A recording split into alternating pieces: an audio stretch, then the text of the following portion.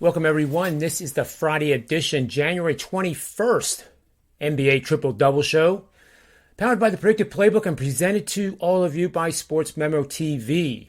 I am your host, John Ryan, of course, and I'm always joined by my good friend and professional sports bettor, Ronald Kabang.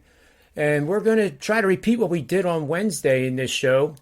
On that show, we went 3-0, which was great because we went 0-3 on Monday for the first time in the show's history, which is spanning now 22 shows.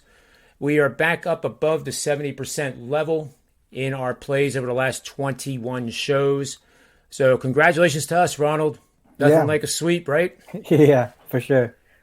So we're going to get right to it with 3 games today. And the first game we're looking at is the Philadelphia 76ers at home on a rather longish homestand, one of the longest ones of the season. This is at the Wells Fargo Center. They are hosting the vastly depleted Los Angeles Clippers. They are a shell of what we thought they would be preseason due to all the injuries. Unfortunately for them and their fan base, but that's an opportunity here for the Philadelphia 76ers, who really seem to be rolling. They're favored in this game at 8.5 points. I like them as long as they're not a double-digit favorite, at which point I would have to probably put a comment in the comments section whether we're still valid or not. Nevertheless, I think it's going to be a valid bet no matter what. I don't see it going to double digits. The Sixers are 5th best record in the Eastern Conference, trailing the division rival Brooklyn Nets. They would be considered a wild card if the playoffs ended today, but they would be the first one. They would be the strongest of the wild cards, which is very good position. They are 22-21-1 against the spread for the season, 25-17 to the under. Clippers are 2 games under 500. It's just unimaginable that would have been someone's prediction for this team before the season started. They're 21-25 against the spread. The total for this game is also 213 points, so we're expecting a Sixers defense to really apply the screws to the depleted Clippers, I think, Ronald. Points allowed per game, the Sixers are 5th best in the NBA, 105.7. Field goals attempted per game, they tend to play at a pretty slow pace when Embiid's on the floor. They actually only average 85.1. That ranks 30th. Field goal percentage, however, they are 9th best at 46%. 3-point attempts per game, they don't really rely on that. They rely on Embiid, and they rely on Embiid also to make 3-pointers, but he does his damage in the paint. And I haven't seen anybody yet single-handedly defend him. And once he gets into that box, it's over. Even if you double team, it's over. So in this game, Ronald, I think I really, really like the Sixers here to win this. And, if you told me they won by 20 later tonight, I would not be surprised for a second. What do you think of that bet, and do you see any other opportunities in this game? No, I agree with you. The Sixers, they're playing well right now. Embiid's playing really great. There's a lot of talk about him possibly be in the MVP leaders, one of the MVP leaders. The Clippers, they rely on Paul George, and he's been out a lot. He's been out for a while, and they've been struggling without him. They've come up with a couple wins here or there, but Reggie Jackson's kind of like the main guy when Paul George is out. And the 76ers, they play well against the point guards, and if he struggles tonight, I can't see the Clippers doing well at all. And the Sixers have won 8 out of 10, Ronald. Inexplicably, they have lost to the Washington Wizards on the road by 19. That was on January 17th, earlier this week. And the other game was Charlotte at home, a 109-98 clunker, in which Embiid scored over 31 points in that game. And he is putting together an MVP season. He tied the franchise record for Philadelphia with 8 consecutive games of 30 or more points, held by Allen Iverson and a guy a long time ago, Wilt Chamberlain. That's 2 pretty good Philadelphia names to be tied to. So I think we're in agreement here that the Sixers are at least going to be a lean, and we'll do our best bets at the end of the show. Our second game here, and Ronald, I'm going to let you break this one down if it's all right with you. This is taking place at the Vivint Arena, Vivint. These names keep changing. Nevertheless, it's 9 o'clock Eastern Standard Time is the date for the Detroit Pistons, who are not very good. They're 14th in the Eastern Conference, going up against the Jazz, who are one of the better teams in the Western Conference and all of NBA for that matter. They're 29-16. 20 and 24 against the spread, 23 and 21 over under, 14 and 9 at home is not all that good. 28 and 15 as a favorite. They're going against the Pistons, 11 wins on the season, and they're 4 and 19 away. Where do you think the opportunity lies in this matchup? Yeah, I'm looking at the total in this one. The Pistons are coming off a win against the Sacramento Kings where they put up 133 points and they shot I think it was over 50% or right at 50% from the field. I'm expecting a huge letdown spot here for the Pistons. Of course, still dead last in this league in offensive rating this season, even after that performance where they put up all those points. A trend here to mention: the Pistons are 5-1 to the under on the road against teams with a winning record, and the total is greater than 210. So when there's points expected and they're playing a tough team, usually I think they struggle offensively, and that's why the number usually go under in those games. The Jazz are coming off an embarrassing loss to the Rockets as double-digit favorites. Excuse me. It's okay. And they've really struggled against teams as double-digit favorites this season. Seems like they tend to play down to their opponent's level at times. And they're also 5-2 to the under this season against teams with a record under 35%. So that's kind of like what I mean about them playing down to their opponent's level. And they're 6-3 to the under at home against Eastern Conference teams this season. I think the Jazz they get back defensively to their top tier defense in this game, and the Pistons have a huge letdown game offensively. I think this game goes under. I'm with you, and I have a question here for you. This is something that I'm eyeing up.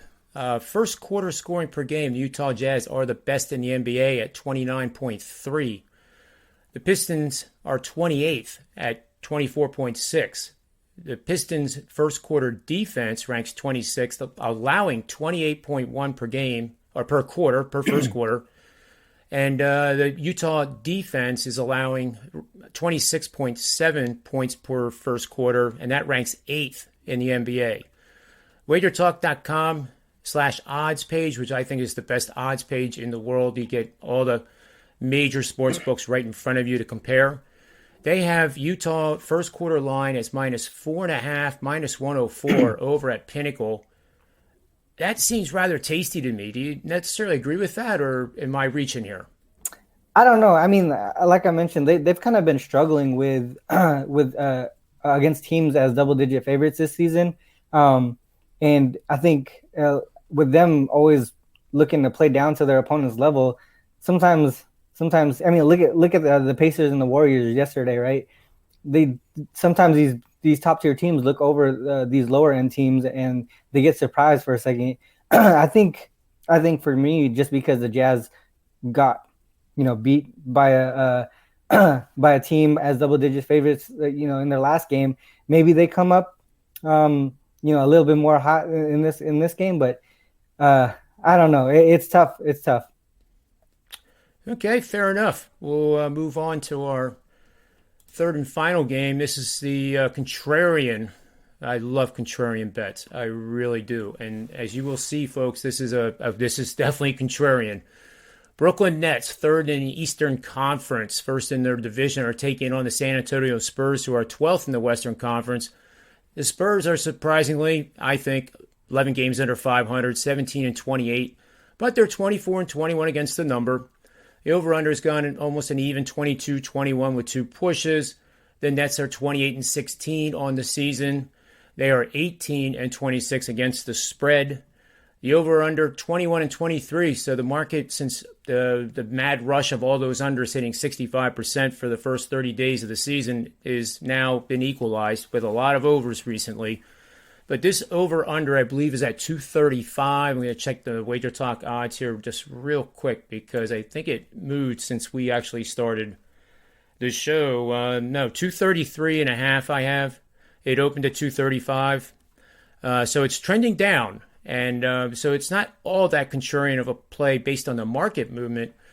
But anytime Brooklyn is involved in a game, it's hard to bet the under. Anytime San Antonio, who plays incredibly fast-paced, I believe Ronald, they are ranked number 1, I think, in terms of pace of play in the NBA this year. It's certainly top three, right? Yeah, So it would seem so. I am definitely going with the under in this matchup. As long as it stays above 230.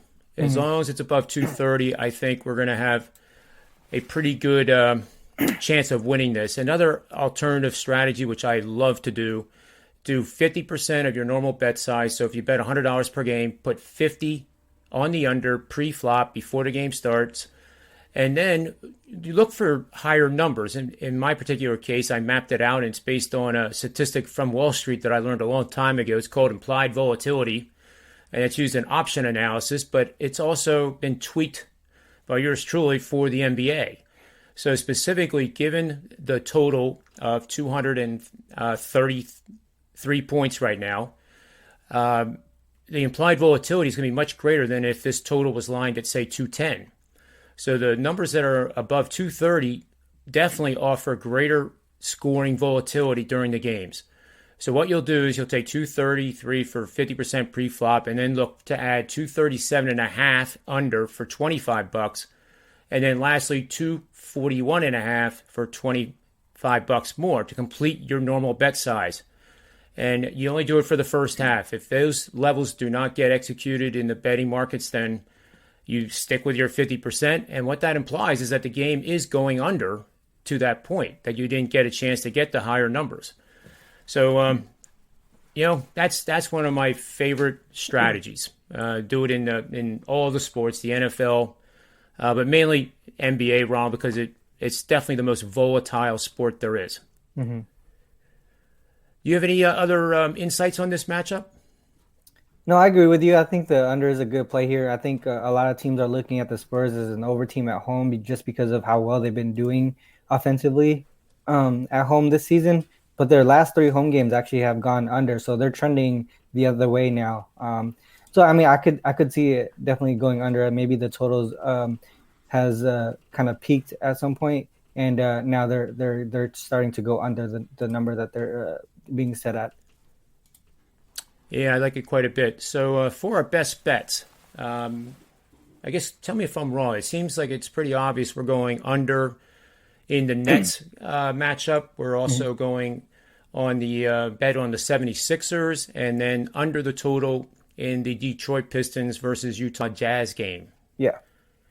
Perfect. Well, there you have it, folks. Those are our 3 best bets.